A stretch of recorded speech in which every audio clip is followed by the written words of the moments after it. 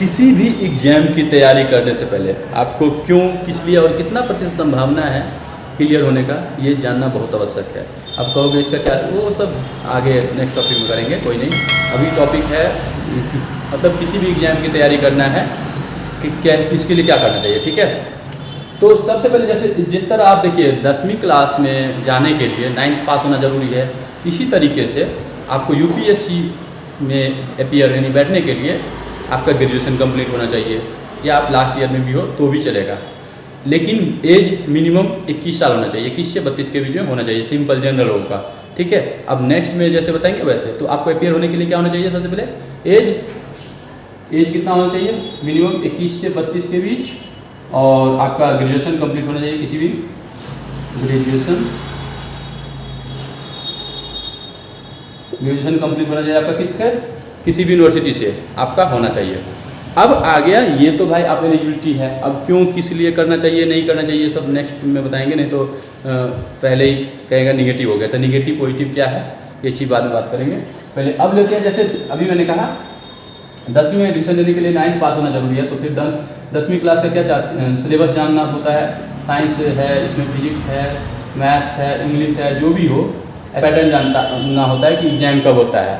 तो उसी तरीके से सबसे पहले आप किसी भी एग्जाम की एग्जाम ले लीजिए। यहाँ पे आप ले लीजिए यूपीएससी, ठीक है, यूपीएससी यहाँ पे ले लीजिए पैटर्न। अब यहाँ पे आइए आप 3 चरणों में, ये हो गया एग्जाम प्रीलिम्स फर्स्ट एग्जाम, ठीक है। सेकंड में हो गया आपका मेन, तीसरा हो गया आपका इंटरव्यू।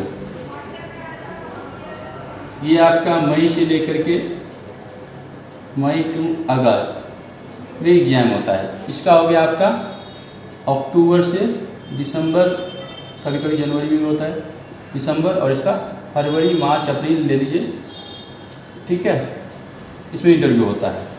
अब आगे प्रीलिम्स में कैसे होता है, 2 पेपर होते हैं, एक हो गया आपका जीएस पेपर फर्स्ट, एक हो गया जीएस पेपर 2, इसको सीसैट भी बोलते हैं, सीसैट। अब आ गया दोनों 200 मार्क्स है, इसमें 100 क्वेश्चंस होते हैं, इसमें 80 क्वेश्चंस होते हैं। इसमें क्वालिफाइंग आपका 33% चाहिए, अर्थात आपको जैसे कहते हैं ना, इसमें पास होने के लिए कितना चाहिए, 100 अगर मार्क्स का हो तो कहते हैं ना 30 नंबर कंपलसरी है। उसी तरीके से आपका प्रीलिम्स में जो आपका ये है जीएस पेपर 2 सीसैट, जिसमें 80 क्वेश्चन होते हैं, 2.5 मार्क्स के एक होते हैं, ये कट ऑफ है 1/3, ये तो है ही।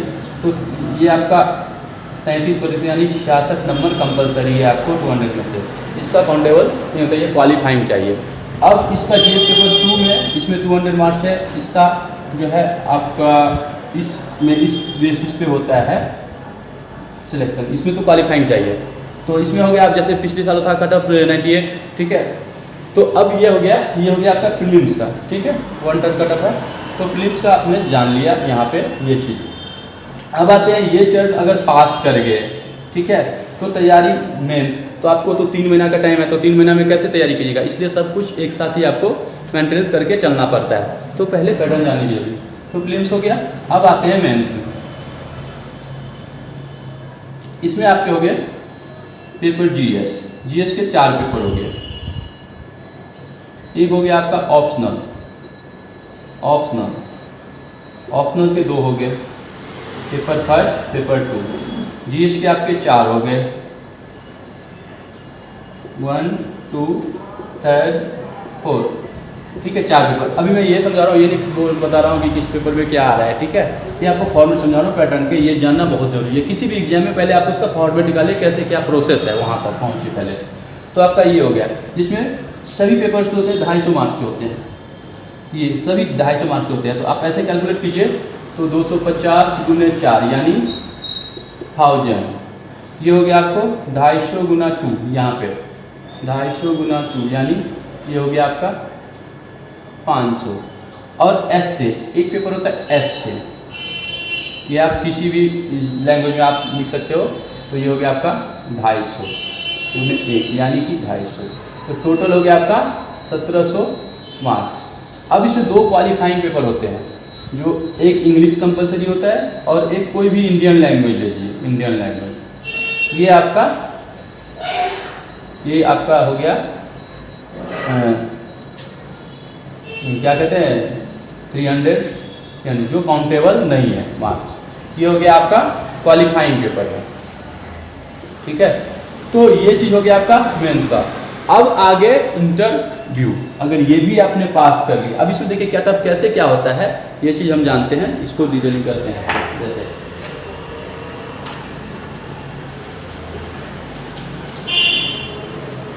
जैसे देखिए कहते हैं यहाँ पे, ये तो समझ गए होंगे आप लोग कि 1700, हाँ इंटरव्यू आपका 275 मार्क्स, यानी कि ये टोटल ऐड होके यहाँ से, ये तो इसमें तो भीड़ कम होता है आपका, जैसे 12 लाख 10 लाख फॉर्म भरते हैं, 4 लाख अपियर होते हैं, 15,000 निकलते हैं, फिर इंटरव्यू में जाके 600 500 700 8,000 जितने भी सिलेक्शन होते हैं, ठीक है। तो यहाँ पे ये चीज़ हो गया आपका टोटल क्या हो गया, प्लस 275 ऐड कर दीजिए, तो टोटल कितना हो गया 1750 प्लस 275 225, ये सभी आपके होते हैं, इसमें से आपका लिया जाता है। जैसे कहते हैं यूपीएससी का कट ऑफ था प्रीलिम्स में और मेंस में, ठीक है।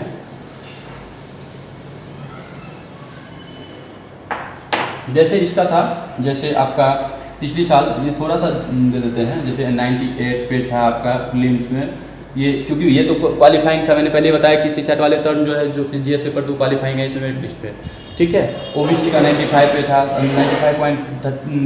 95 समझिए ना, SC 82, ST 77 एंड एक्सेट्रा। उसी प्रकार से आपका मेंस में जो है क्वालिफाइंग में था 751 जनरल का, ये जनरल हो गया, ये हो गया आपका ओबीसी, ये SC ST, अब ये 696, ये हो गया 696 ओबीसी में सिलेक्शन, जो कहते हैं ना ये मिनिमम जो चाहिए मार्क्स जो सिलेक्शन हुआ था इसके अकॉर्डिंग कट ऑफ करके इतना चाहिए था। अब आ गया ये आपका टॉपिक हो गया प्रीलिम्स कम मेंस, ये भी हो गया। अब इंटरव्यू में आपने पास सब कुछ मिला करके ये चीज़ इतने पे है आपका 225 में से। अब इसके बाद आता है आपको प्रॉब्लम कहाँ पे क्रिएट होता है, ये आपने फॉर्मेट जान लिया कि हमें सबसे पहले एग्जाम में जैसे 10th पास करने के 9th पास करके आप 10th में गए, तो अब आता है भाई हमें किस पेपर में कितने मार्क्स की जरूरत है, वो कैसे आएंगे। ये तो आपको ये पता कि जैसे उसमें कहते हैं हिंदी 100 मार्क्स के होते हैं, क्लास 10 में इंग्लिश आपको 100 मार्क्स के होते हैं, क्या कहते हैं आपको हिंदी हो गया 100 मार्क्स हो गया, फिर आपको संस्कृत 100 मार्क्स के हो गया, उसी प्रकार इसके सभी मार्क्स आपको यहाँ पे हो गए। अब इसमें आपको कितना चाहिए, तो उसी प्रकार आपको हर एक पेपर में आपको 25% मार्क्स लाना बहुत ज़रूरी है पास होने के लिए। 25% मार्क्स मेंस के जितने पेपर है 250, उसमें से 25% मार्क्स कंपलसरी है। ये चीज़ ये नहीं कि एक में 0, एक में 3 आपका 250 आ गया या 230 आ गया, यानी ABCD करके है, यानी 4 पेपर है, तो उस हिसाब से हर एक पेपर में आपको 25% मार्क्स कंपलसरी है, ठीक है। ये चीज़ आपका हो गया। जैसे कहते हैं ना 100 में अगर मान लीजिए 10th क्लास में आपने हिंदी में ले लिए 10 मार्क्स और संस्कृत में लाए 80, तो पास हो गए, नहीं हुए, क्यों? क्योंकि भाई कंपलसरी उसमें 30 पे पास होना था। इसी तरह इसमें क्या है आपका 25% मार्क्स, यानी ठीक है, ये आप कैलकुलेट करके निकाल सकते हैं कि कितना मार्क्स हमें चाहिए। अभी हमें ये नहीं है तो टाइम जैसे आप भाग दे दीजिए ना, जैसे 250 का 25%, 10% कितना हो गया 25, और 25 को आप 25% गुना कर दें, 50 10 60 और 2 62.5, इतने मार्क्स आपका जरूरी है, कंपलसरी है 250 में से, ठीक है, किसी पेपर में। लेकिन सिलेक्शन जो होगा उसके आधार पर होगा ना कितना डिस्टिंक्शन मार्क होगा। तो इसमें 100 200 500 और कितने क्वेश्चन होते हैं, कभी 25 क्वेश्चन होते हैं, 5000 वर्ड्स होते हैं आपको लिखने होते हैं पेपर में। ये सब सिलेबस में डिस्कस करेंगे जब सिलेबस होगा। यहाँ पे किसी भी एग्जाम, यहाँ पे मैंने कहा SSC आप लिखते हो तो SSC का लिखो, फिर पैटर्न देखो कि उसका कितने चरणों में एग्जाम होता है। इसी प्रकार मैंने आपको UPSC का दिखाया है कि पैटर्न दिया कि 3 चरणों में, प्रीलिम्स मेंस इंटरव्यू, ये 3 चरणों में। तो आपको एलिजिबिलिटी बता दिया। अब यहाँ पे आया आपका, अब अटेम्प्ट के बारे में बता दूं।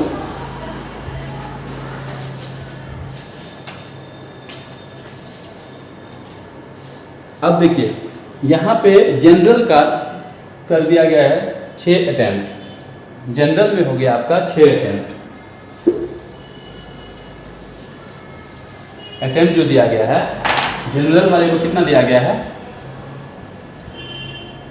6 अटेम्प्ट, ठीक है। ओबीसी को आपको मिला है 9 अटेम्प्ट। इसका एज 32 है, एज ये एज हो गया, अटेम्प्ट हो गया, अटेम्प्ट कैटेगरी हो गया, मतलब जनरल, ओबीसी, एससी, एसटी जो भी है ये सब, इसमें 9 अटेम्प्ट हो गया। इसमें इसका एज हो गया 35 और इसका हो गया 37 एज, और इसमें इस दोनों में जो है ना एज जो है अनलिमिटेड है।